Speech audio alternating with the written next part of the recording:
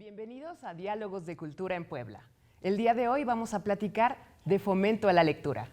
Están con nosotros Corea Torres, el maestro Corea Torres, y Darío Ordaz. Bienvenidos los dos. Gracias. Hablemos de libros, hablemos de lectura. Bien. Ambos tienen una trayectoria muy larga. Obviamente solo voy a leer algunas de las actividades que ellos realizan y sobre todo a qué se dedican actualmente. El maestro Corea Torres es coordinador del taller de cuento en los talleres de iniciación artística de la Casa de la Cultura. Coordina la sala de lectura Germán Lizar Zubide del Programa Nacional de Salas de Lectura. También edita la sección de crítica de la revista virtual bimensual Carátula.net, revista que es dirigida por el Premio Cervantes de Literatura Sergio Ramírez. También colabora en la revista El Hilo Azul del Centro Nicaragüense de Escritores, es colaborador de la revista Abril, que dirige Eric Aguirre y Daisy Zamora, ambos escritores nicaragüenses, y es asesor independiente de proyectos literarios. Corea Torres, bienvenido. Muchas gracias. También está con nosotros Darío Ordaz. A partir de 1996, Darío asumió la titularidad de la Biblioteca Pública César Garibay. En el año 2002, la Dirección General de Bibliotecas del CONACULTA lo invitó a formar parte del grupo asesor para el desarrollo del programa de módulos digitales en bibliotecas públicas. En el 2008 es asignado responsable del programa Salas de Lectura en Puebla. A partir de abril del 2017 es jefe del Departamento de Fomento a la Lectura de la Secretaría de Cultura y Turismo del Estado de Puebla.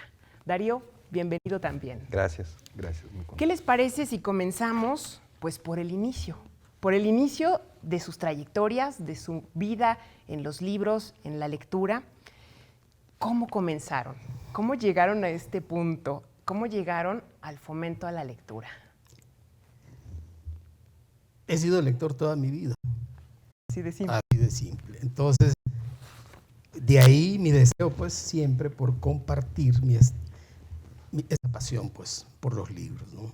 Por la lectura.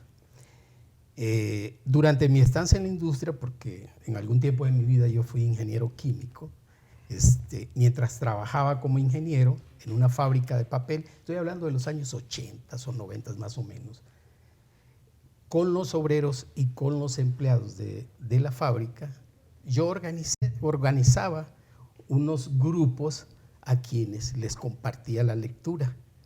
Y además de mis lecturas de poesía y de cuentos que hacía, de pronto cortaba unos fragmentos y los pegaba en las máquinas, ¿no? En las máquinas de la fábrica, de tal manera que pudieran ser vistos por todos los empleados, ¿no?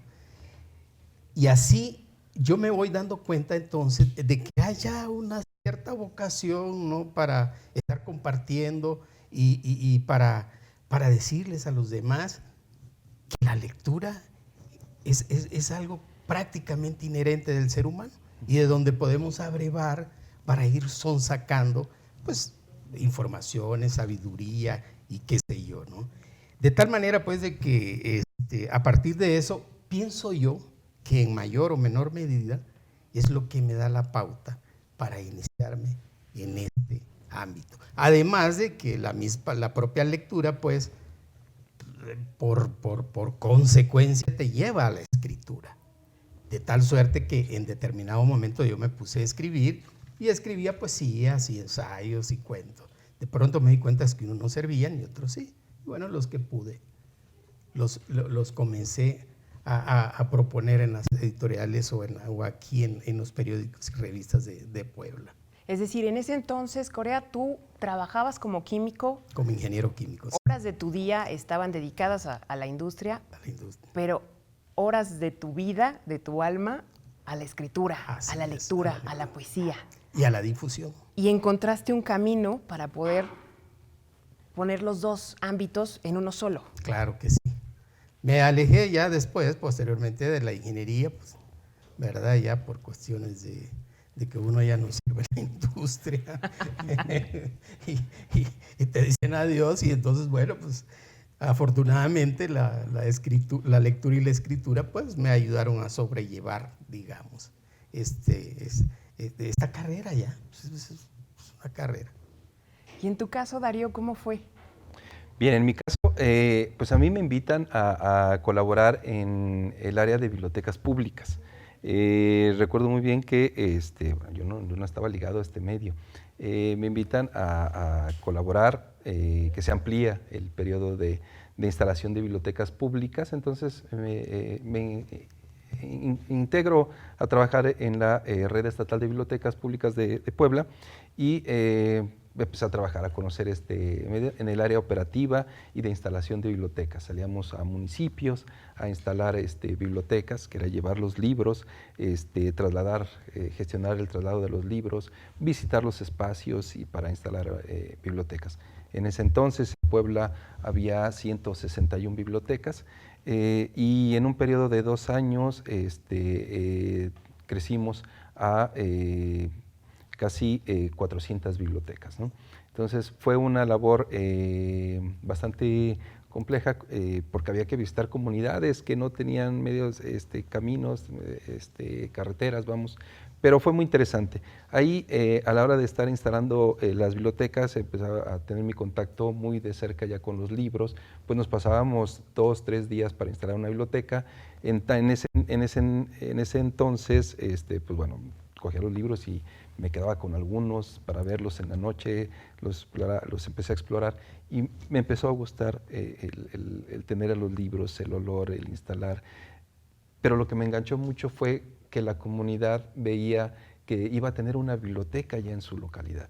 Eso fue para mí así como un parteaguas en la vida, que tú llegabas con las cajas de libros, con todo lo que iba a hacer, y ellos te ayudaban a instalar, te cargaban el mueble, lo armaban, lo que tú pedías que te apoyaran, lo hacían. Y una vez que estaba instalada la biblioteca, organizada, que de alguna manera orientábamos a quien iba a estar en esta biblioteca, participaba la comunidad y hacían una fiesta. Era una fiesta el tener una biblioteca en su comunidad, era una fiesta literal, que de pronto organizaban comidas y te invitaban. Entonces, eso a mí fue lo que me fue acercando hacia el mundo de los libros, hacia las bibliotecas. Posteriormente me empecé a formar ya como bibliotecario, de manera ya más especializada. Con el paso de los años, tomando un poco de experiencia, me encargaron la responsabilidad de una biblioteca aquí en la ciudad de Puebla, la César Garibay, que estaba en el antiguo Instituto Cultural Poblano, una biblioteca con una trayectoria muy amplia. Fue la biblioteca sucursal de la Benjamin Franklin de hace muchos años, maestro. Muchos años. Estaba creo que en la 7 Sur y la Avenida Reforma. Y esta biblioteca fue como la consecuencia de esta Benjamin Franklin. Entonces, ahí empecé a involucrarme más en el tema de los libros, de la bibliotecología, pero sobre todo en el fomento a la lectura. Es cómo acercar a los jóvenes, a los niños, que eran sobre todo jóvenes, nuestros principales usuarios de la biblioteca, a leer libros, ya no solamente para ir a hacer la tarea. Ese era lo fundamental de la biblioteca pública, ir a hacer la tarea. Entonces, cómo animarlos, cómo entusiasmarlos para todo ese bloque de libros, de literatura que se movía muy poco, empezar a moverlo. Entonces, ahí fue donde empecé a buscar la manera, de manera, sí, profesional, porque creo que es importante acercarse de esas maneras, a través de talleres, cursos, empezar a gestionar tanto para mí como para los compañeros bibliotecarios, cómo empezar a formarnos en ese sentido. Y a raíz de ahí empezamos a desarrollar estrategias de animación, de promoción a la lectura, de acercamiento de los jóvenes y de los niños. También encontré respuesta muy importante con compañeras que también creo que nos comunicamos muy bien y empezamos a trabajar esta parte del fomento a la lectura con niños. Y de pronto veíamos que la biblioteca, en ese entonces, estoy hablando de hace 15 años, la biblioteca era muy visitada. Llegaban momentos en que hacían fila para entrar a esa biblioteca porque no había suficientes lugares. Entonces empezamos a salir. La biblioteca empezó a salir con actividades de fomento, de animación y fomento a la lectura hacia otros espacios. Entonces, con la idea de que los niños no llegaban a la biblioteca, nosotros salíamos a donde estaban los niños. Con las compañeras nos cargábamos los libros y nos íbamos a algunos lugares para poder acercar. Y nos fuimos haciendo de público infantil. Entonces, había que convencer primero a los papás para que pudieran llevar a los niños a la escuela. Yo imagino que ya llegaremos a ese punto de las cosas, Sí. las herramientas y los procesos a los que hay que acudir para crear lectores, pero ahora que los escucho, déjenme que les diga, sus inicios son dos muy diferentes, en espacios muy diferentes, idóneos para la lectura, extrañísimos para la lectura, pero eso ya nos dice que la lectura puede nacer donde menos lo esperamos. De acuerdo. Entonces, ahora, antes de pasar ya a la parte, digamos, de los procesos y las herramientas, platíquenos un poco de los fracasos y de las dificultades personales, más allá de las institucionales o más acá, antes de estas partes técnicas e institucionales, platíquenos como de las caídas y de las dificultades a las que personalmente se han tenido que enfrentar a lo largo de todos estos años. Son experiencias retadoras, pues, al menos desde mi formación, ¿no?, en la ciencia. Sí es cierto, yo leía mucha literatura, pero el hecho, pues, de enfrentarse en un momento dado en que me piden que escriba un texto para una revista, ¿verdad? Había una revista aquí que estuvo mucho tiempo en el aire, se llamaba Revista Momento. Momento en el vértice de Puebla, decía el lenguaje para publicitarla, ¿no? Y bueno, pues yo comienzo a escribirla, ¿no? Y me pasé, no sé, una semana, 10 días, algo así, y el texto, que eran de 2 cuartillas, pues poquito, pues no, yo sentía que no me salía, pero tuve que aplicar con todo el bagaje que yo tenía de mis lecturas para poder hacerla. Entonces mandé mi primer texto, ¿verdad?, a la revista y sale publicada y me sentí feliz. ¿Qué habrán dicho los lectores de Momento en ese tiempo? ¿Quién sabe? No lo sé. Posteriormente, cuando yo la leí, pues sí, me voy dando cuenta de algunos errores que tenía y a fin de cuentas era el primer, era el debut, ¿no?, la ópera prima, ¿no?, por decir, del escritor. De lo que uno va sintiendo conforme pasa el tiempo y la experiencia escritural, pues ya se tiene una obra hecha o ya conformada, digamos, en mi caso un libro de poesía. Pues bueno, ¿para qué escribe uno? Simple y sencillamente para que te lean. Creo que en mi caso fue, digamos, un golpe muy fuerte para mí cuando nosotros desde la biblioteca, este es el periodo en el que estaba en la biblioteca pública, empezamos a desarrollar programas y actividades para fomentar la lectura entre los niños. Y empezamos a tener éxito, empezaron a llegar los niños a la biblioteca, los papás con ellos, y hubo la posibilidad y la oportunidad ahí mismo en el Instituto Cultural Poblano de ocupar un espacio. Entonces mi propuesta fue ampliar el espacio infantil y crear una colección infantil, digamos una biblioteca infantil, en la cual me respaldaron en un momento, pero no logramos tener el impacto, bueno, la asistencia de los niños y sus papás entre semana. Prácticamente eran solamente fines de semana, sábado. Entonces, por más que intentamos de diferentes maneras, fue muy complicado. Y obviamente, pues se hacen evaluaciones, se hacen observaciones, comentarios y nos dicen, oye, ese espacio creo que lo necesitamos más para otras cosas, dado que pues tus números son de asistentes, son muy pocos. Y nos quitaron ese espacio. Y eso fue un golpe muy fuerte porque yo estaba como muy entusiasmado y con una amplia expectativa de poder tener más jóvenes y niños lectores. No fue así, entonces, pero bueno, a raíz de eso, pues fue empezar a a trabajar la parte de, bueno, lo que te decía, si no vienen ellos, nosotros vayamos hacia donde están. Y entonces empezar a salir, empezamos con escuelas, en algunos parques también inclusive estuvimos. Entonces sí fue, digamos, como un golpe muy fuerte, porque de pronto creímos ampliar los servicios y nos vimos reducidos nuevamente. Pero bueno, pues también es una realidad, creo que a veces el entusiasmo nos ganan el creer que podemos lograr más metas más amplias, pero la realidad también de nuestra sociedad en ese momento era que no habíamos hecho ese trabajo con la comunidad, con la gente, ¿no? ¿Cómo le hacen ustedes? Por lo que ya escuchamos, tienen trayectos y trincheras muy diferentes.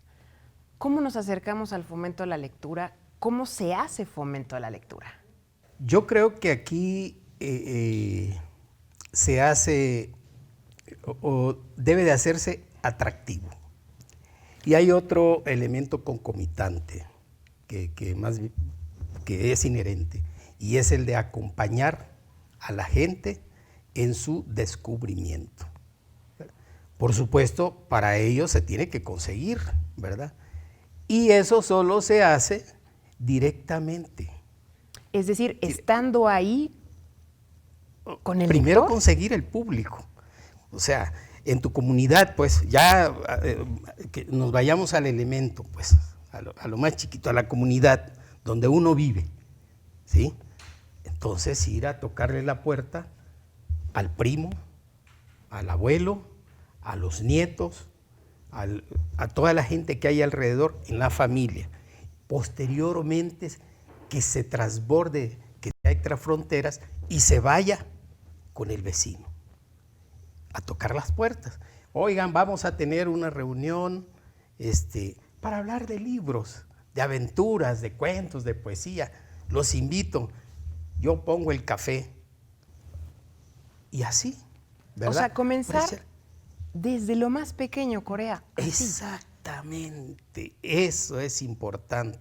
Es que de pronto se piensa, vamos a fomentar la lectura y vamos a agarrar todos los instrumentos de las redes sociales, de la internet y del radio y de la televisión, y hacer un gran espectáculo de una envergadura enorme, pensando que vamos a tener ahí 2 millones o 3 millones de lectores. Eso es mentira, eso es una falacia. Qué significativo, porque la lectura en ese momento se convierte en un lazo emocional, ¿por eso? Por supuesto, porque la lectura no solo es información. Claro. La lectura, debemos saberlo, exacerba las sensaciones, ¿verdad? Exalta los sentimientos y además las emociones. Todo eso confluye, pues cuando uno termina de hacer una lectura, algo queda ¿de qué? De sentimientos, de emociones, de informaciones, de reflexiones, qué sé yo, ¿no? Y eso, cuando lo va descubriendo el lector, y en este caso el lector, que puede ser tu hermano, caramba, dice, pues yo no lo sabía, y mira, pues esto te lo da este pedazo de papel con las palabras que están impresas. Cuenta el lector, ¿verdad? Sobre todo eso. Darío, tú no comienzas con tu hermano, con tu primo en casa. Tú tienes otro espacio para el fomento a la lectura. Así es. Creo que desde el ámbito en el que yo estoy, lo importante es encontrar, descubrir, buscar a lectores y a personas como Roberto, ¿sí? Que ellos sean lectores, que vibren por ahí y que quieran compartir lectores. Ah, claro, porque, perdón que te interrumpa, ya habría que dejarlo claro. Ellos dos son dos perfiles muy distintos. Corea Torres, tú estás mediando, estás ahí con el lector, Y Darío tiene una labor que parece que no está, pero ahí está. Estás como detrás, estás en la gestión, en la logística, en un trabajo que también es muy rudo. Pero son dos perfiles que se complementan perfectamente. Sí, sí. Actualmente, digo, estamos desde en el espacio de la Secretaría de Cultura, pero justamente tenemos que ver con eso, con gestionar las condiciones, las herramientas, las posibilidades de que los promotores de lectura, los mediadores de lectura y toda aquella persona que quiera incursionar en la promoción de la lectura tenga las condiciones mínimas indispensables para poder desarrollar esto que muy bien lo ha explicado Roberto. Entonces, es una actividad y es una labor muy interesante que a mí me ha apasionado mucho, me ha gustado mucho, porque tiene que ver con tratar de encontrar aliados, de encontrar personas que quieran colaborar, instituciones que quieran colaborar.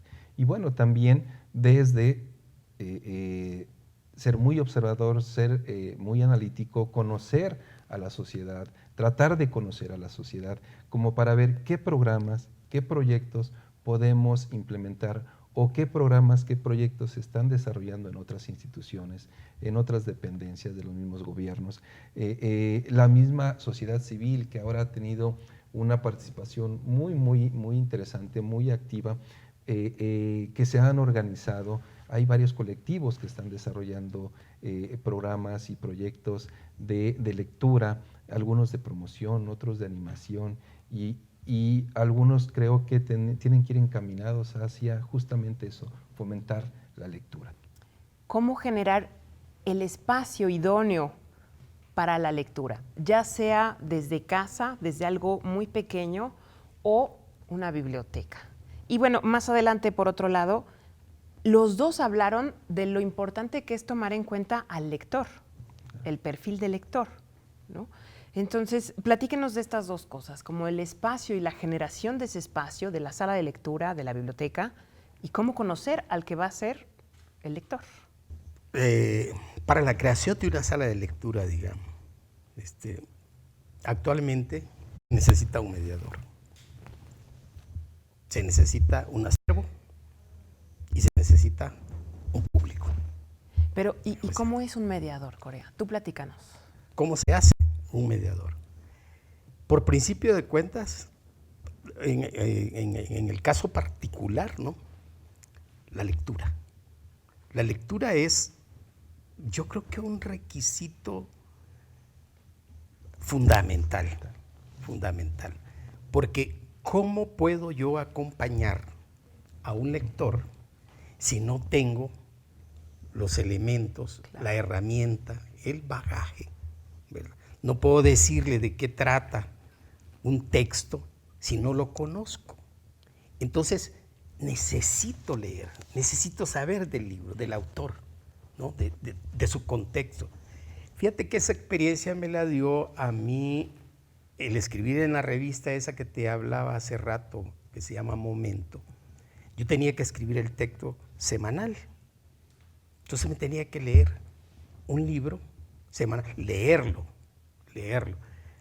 Ya después me di cuenta que hay muchos escritores de reseñas y de ensayos para revistas que solo medio ojean y como tienen tanto oficio, entonces ya elucubran o conjeturan y escriben acerca de algo que no han leído. Uno se da cuenta, claro, por la formación que uno tiene lectora, de a dónde está el truco, ¿no? Pero en mi caso, pues yo lo tenía que hacer. Honestamente, pues no podía, no tenía el oficio todavía, entonces tenía que leerme el libro para poder. Es decir, si estamos hablando en términos de cifras, digamos que eran 52 semanas al año, 52 libros. Simple y sencillamente fue una práctica de gusto, ¿verdad? Que yo seguí llevando consecutivamente, ¿verdad? Persistentemente, pero sobre todo con gusto. Déjame decirte, una verdadera difusión. Pero eso que tiene de verdadera difusión, porque está llena de honestidad, de honradez, de pasión. Porque queremos, porque ese yo creo que es el deseo de todos los mediadores y de todo este programa nacional de salas de lectura, que México se convierta, a fin de cuentas, en un pueblo lector. Pues que no nos quiten el poder de discernimiento, que es el que nos otorga esa práctica lectora. En tu caso, Darío, bueno, tú sí trabajas en espacios más adecuados para... Bueno, es que no se trata de que si son adecuados o no, ¿verdad? ¿No? Tú, a ver, dinos, sácame de este error. No, mira, nosotros justamente, como te decía, generamos las posibilidades para que los mediadores, los promotores de lectura, los bibliotecarios, profesores y gente de la sociedad civil, padres de familia también, se acerquen a los libros y ver la manera de que se detonen proyectos, programas para poder llevar a cabo las actividades. El programa Salas de Lectura es uno de los programas que operan y que tenemos para el fomento a la lectura. Pero desde la misma Secretaría de Educación Pública tiene sus diversos programas. También en el ámbito de las bibliotecas públicas tienen sus programas de fomento a la lectura. Entonces, si vamos viendo, hay diversos programas, hay proyectos muy específicos que tienen asociaciones civiles. Entonces, los espacios yo creo que son diversos, ¿sí? Desde la sala de la, valga la redundancia, de la sala de lectura Juan Rulfo, que es justo eso, la sala de la casa de un mediador de lectura, hasta la biblioteca pública, como te decía. Entonces los espacios son diversos.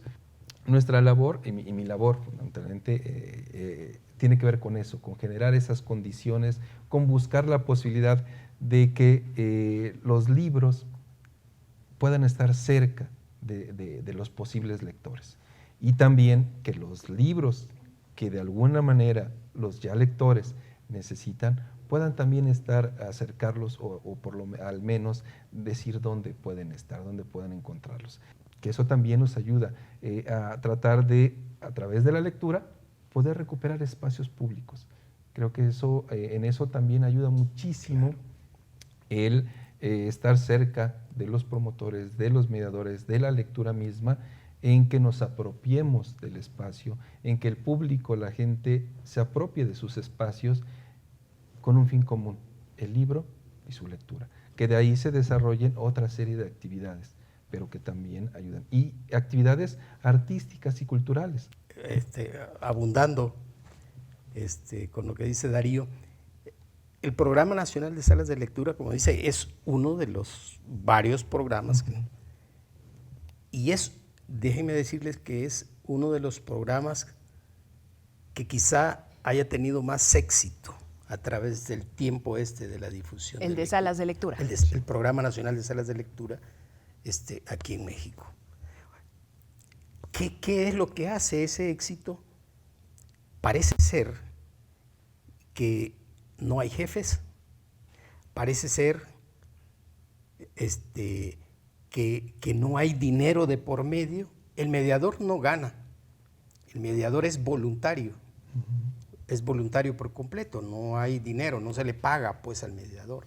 Entonces cada mediador va porque es voluntario, por su propio gusto. Y lo único en lo que nosotros estamos siempre solicitando es la herramienta principal, el libro. El libro que debe mandar el Programa Nacional de Salas de Lectura debe de estar supeditado a las necesidades lectoras de cada comunidad, de cada circunstancia, de cada sala. Entonces, nosotros como mediadores elaboramos, por decirlo así, mediante un reporte, si así se le puede llamar, cuáles son las lecturas que han sido más pedidas, ¿no?, por los lectores. Como una forma también de conocer al lector.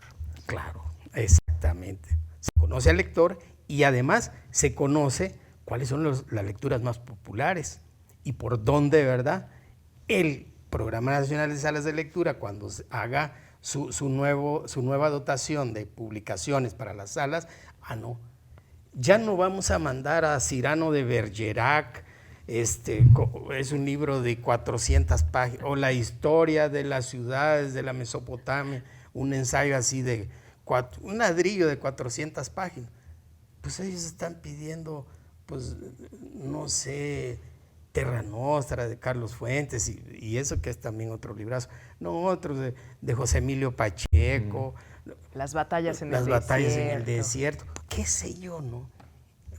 Y entonces, claro, bajo esa perspectiva, con esa demanda, entonces ya el Programa Nacional de Salas de Lectura se ha preocupado porque el acervo esté más cercano a esas necesidades. Y con todas sus capacidades, quienes han hecho ese esfuerzo por llevar la lectura a ese determinado nicho de lectores, es extraordinario.